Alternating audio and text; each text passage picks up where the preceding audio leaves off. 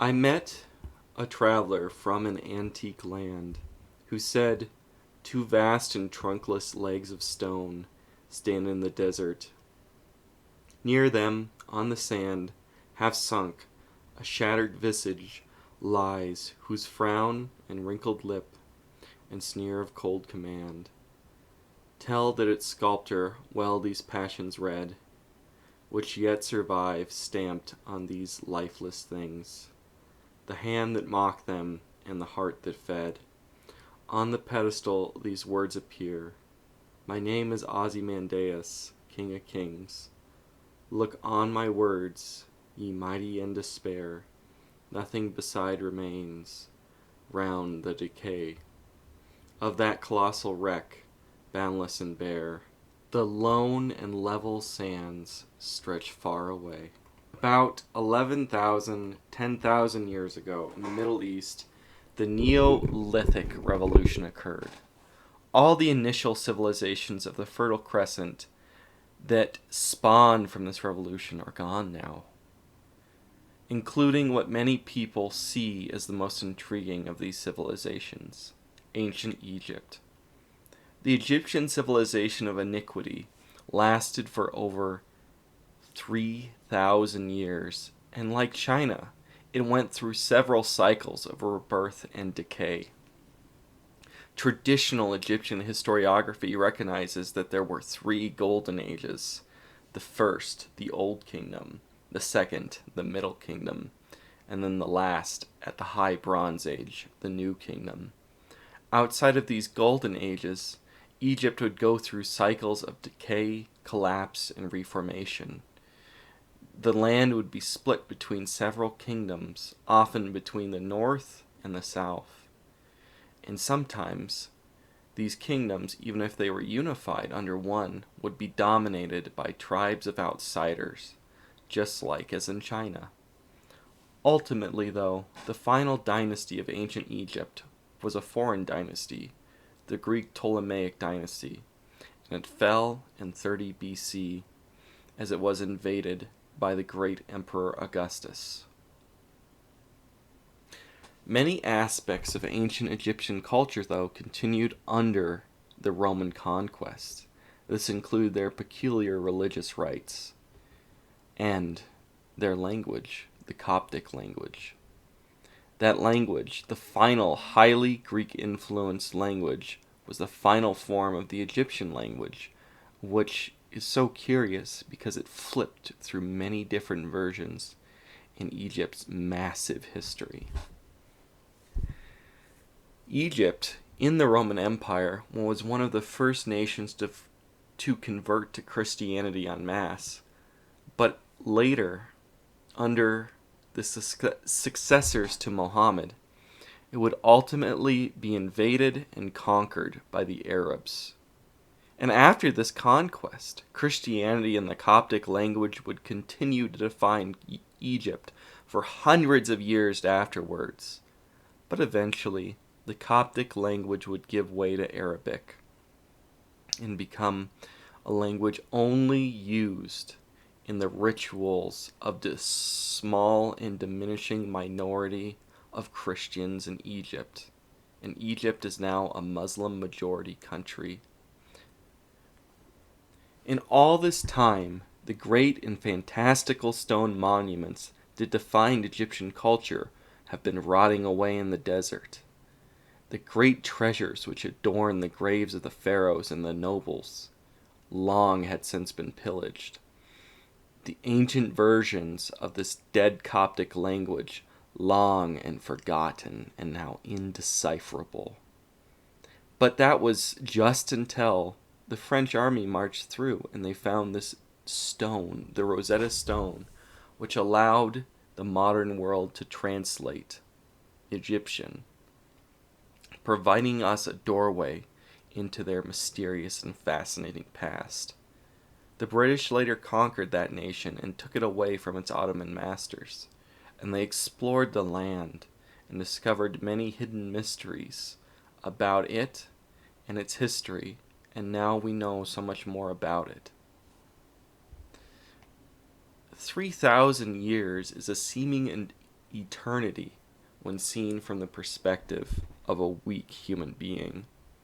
If I were to transplant all but the most spiritual and wise people who ever lived back into any point over that span of 3,000 years, they would think that the land of Kemet, what we call Egypt today, was eternal.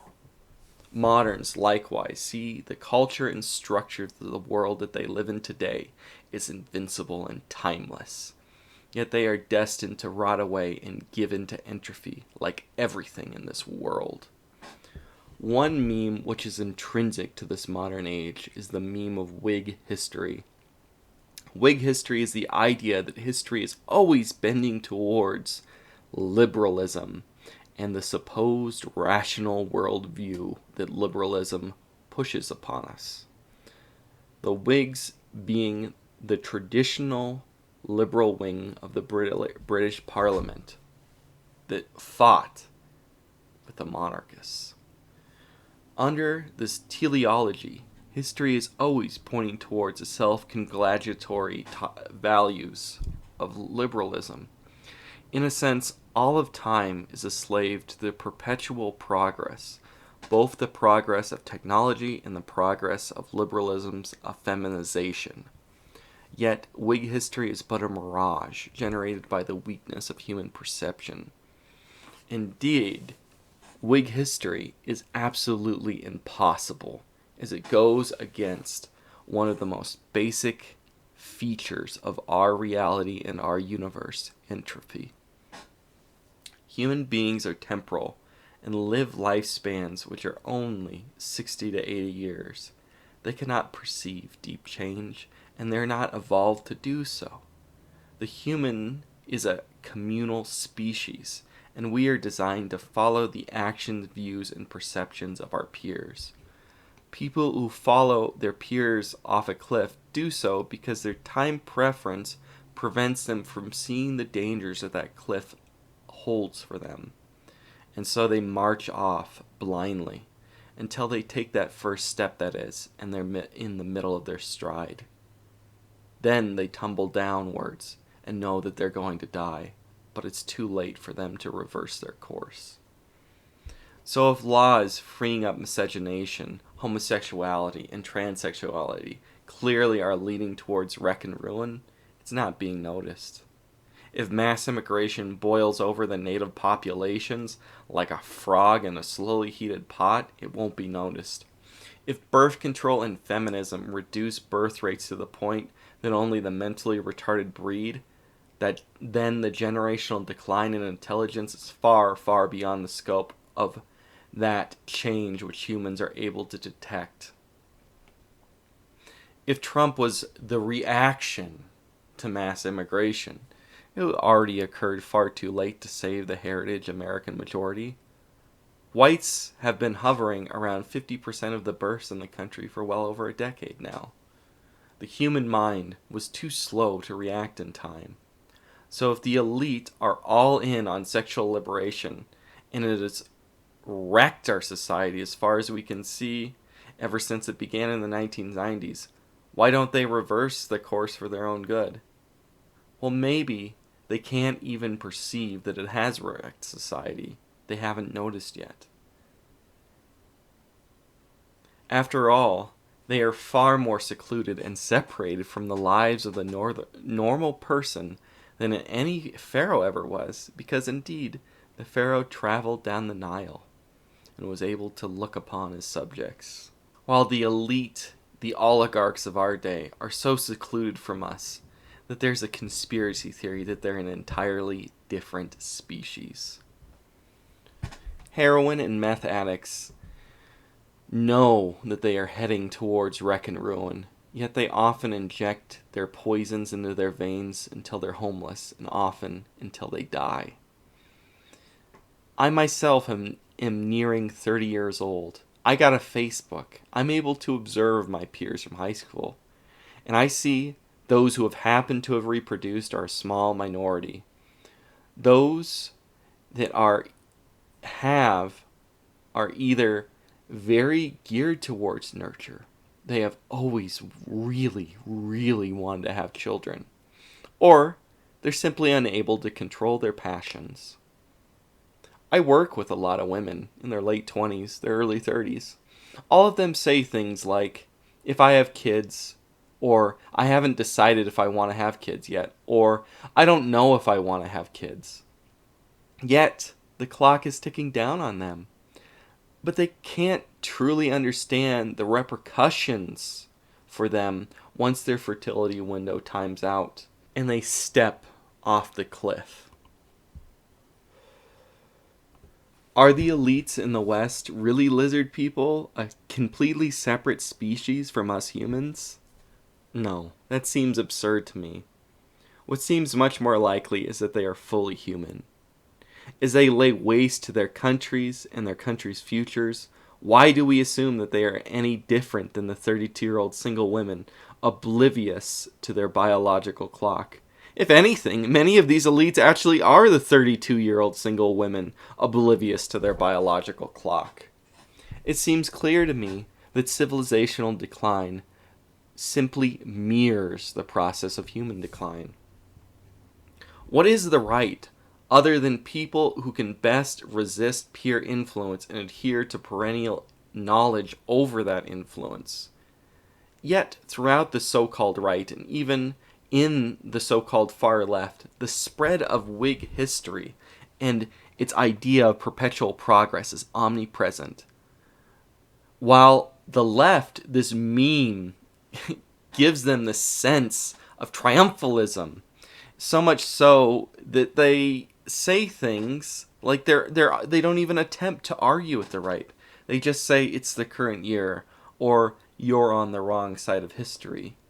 It's so bad that instead of debating the right, they think if they show what the right believes, they'll be defeated because people will simply be disgusted by them. Yet those on the right, when they internalize Whig history, they are always falling into defeatism. They see this so-called march of history, in the very short time span in which they have lived, is unstoppable, absolutely irresistible. And they shrink in horror now at the triumph of transsexuality and are quaking in their boots, sensing the dawn of pedophile acceptance on the horizon. Yet that stench, they smell it every day, the stench of putrefaction. It's permeating the air around them. Everywhere, the signs of decline are pervasive. The Concorde can no longer fly. Whites can no longer make microchips because their IQs are too low. We haven't returned to the moon in 50 years. Our nuclear weapons are sitting in their silos, not updated since the 70s. And nobody even knows if they will work anymore, because the half-lives of the tritium can no longer be built by us. Their half-lives are passing and will soon pass until these nuclear weapons are just toxic farts. Life expectancy goes down with or without the influence of the coronavirus. And every year, the IQs of those who replace themselves at a 2.1 TFR is falling. The right, just like the left, is trapped in the dual slavery of misperception of time and following the imperatives of the culture around them. The instinctual adherence to perpetual truth and their higher propensity towards rationality helps them measure the world and tell them what is going wrong. They are able to recognize that the media is influencing the Zoomers to become transsexuals, and the transsexuality is just mutilation and a pathway to suicide. They saw that 13 did 52, and now they see that 13 does 60. They know that solar panels and windmills cannot replace natural gas. Yet despite this, their instincts tell them that their eyes are lying, that things will continue on indefinitely. Indeed, the inane screeches of the mentally ill who dominate the television, they drown out the lies that their eyes are telling them, the lies that their nose is smelling of the putrefaction.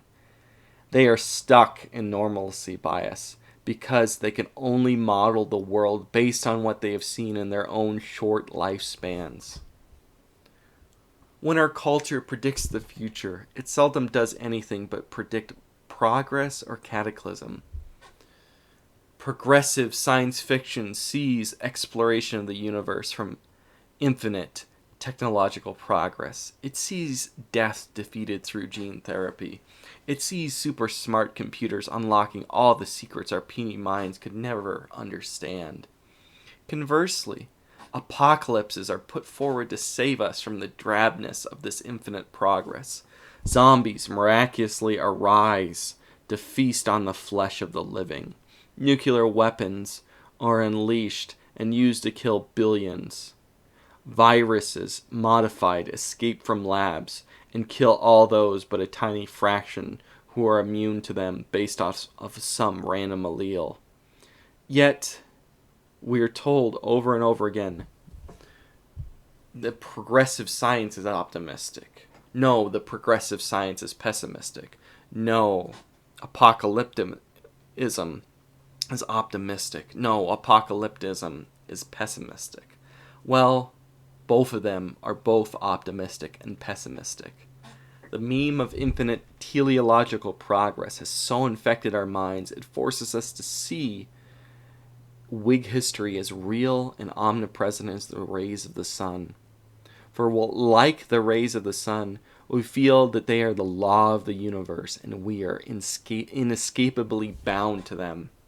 But just like the sun, our short perception of time has lied to us and told us that they are eternal. The sun is a slave to entropy, just as everything else in this material universe. One day, long after my death, long after your death, viewer, long after this video has been deleted off YouTube's storage, and what this video was stored upon has rotted away. And indeed, after the extinction of the English language, the sun will burn out and fade away. Reality is mirrored by the soft pessimism which is too bland and mundane for the normal person to perceive or care about. That soft pessimism of slow entropy doesn't sell. Slowly, you're developing lines on your face, but you don't pay attention to them day after day.